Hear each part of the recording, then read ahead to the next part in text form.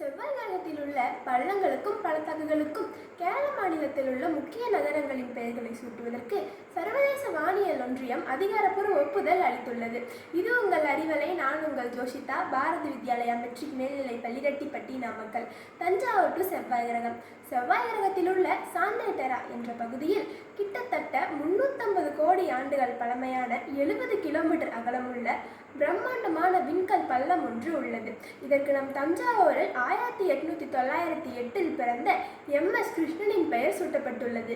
இந்திய புவியியல் ஆய்வு மையத்தின் முதல் இந்திய இயக்குனரான இவர் இந்திய புவியியலுக்கு ஆற்றிய பங்கை கௌரவிக்கும் விதமாக மறைந்த விஞ்ஞானிகளின் பெயர்களை பெரிய பள்ளங்களுக்கு சூட்டும் விதியின் கீழ் இந்த பெயர்கள் வழங்கப்பட்டுள்ளது.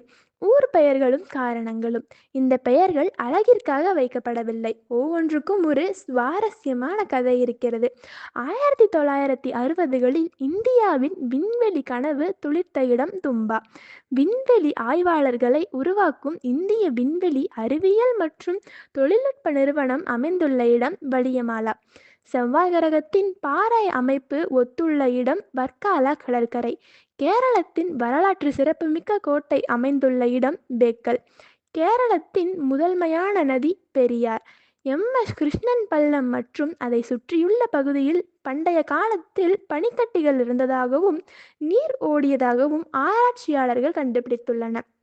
அந்த நீர் ஓடிய பகுதியைத்தான் இப்போது பெரியார் வேலிஸ் என்று அழைக்கின்றனர். விடாமுயற்சிக்கு கிடைத்த வெற்றி. பெயர் சூட்டும் இந்த முயற்சிக்கு காரணமான ஆராய்ச்சியாளர்கள் ஆசிஃப் இக்பால் மற்றும் ராஜேஷ். சர்வதேச அளவில் ஒரு கிரகத்தின் குறிப்பிட்ட பகுதிக்கு பெயர் வைப்பது சாதாரணமான விஷயமல்ல. உச்சரிப்பு சரியில்லை என்றும் விதிமுறைகள் பொருந்தவில்லை என்றும் ஆரம்பத்தில் இவர்களின் கோரிக்கை நிராகரிக்கப்பட்டது. ஆனால் விடாமுயற்சியுடன் போராடி மக்கள் தொகை 1,00,000க்கும் குறைவாக உள்ள சிறிய நகரங்களின் பெயர்களை சிறிய பள்ளங்களுக்கு சூட்டலாம் என்ற விதியை பயன்படுத்தி இவர்கள் வெற்றி கண்டுள்ளனர். இனி யாராவது உங்களிடம் வர்க்கலா எங்கே இருக்கிறது என்று கேட்டால் அது கேரளத்தில் இருக்கிறது என்று மட்டும் சொல்லிவிடாதீர்கள். அது செவ்வாய் கிரகத்திலும் இருக்கிறது என கெத்தாக சொல்லுங்கள். வாய்ப்புக்கு நன்றி கூறி உங்களிடமிருந்து விடைபெறுகிறேன். நன்றி, வணக்கம்.